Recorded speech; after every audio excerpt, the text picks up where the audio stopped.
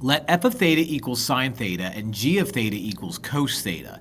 On the interval between 0 and 4 pi, what percentage of the interval are both f and g concave down at the same time? All right, so let's draw that out to the best of our ability. Okay, let me see, let me do half a pi, pi, 2 pi, 3 pi, 4 pi. All right. Let's let sine be red.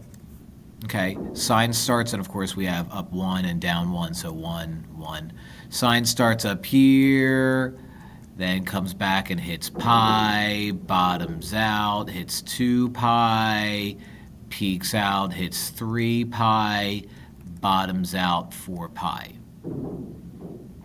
Okay, then we have cosine, which starts up here, goes the inflection points every half a pi, bottoms out at pi, peaks out at 2 pi, repeats at 2 pi, bottoms out at 3 pi, and then peaks out here. Now, where are we concave down? We are concave down here, here, here. We are also concave down here and here. So where are we concave down at the same exact time?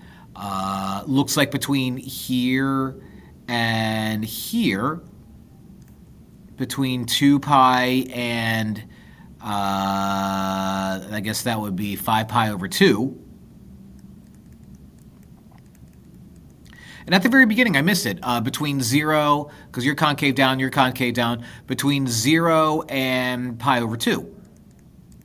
So here's where we're concave down at the same exact time. Here's also where we're concave down at the same exact time. Okay. Now, what percentage is that? So that's half a pi plus half a pi. So that's a full pi over a whole thing of 4 pi.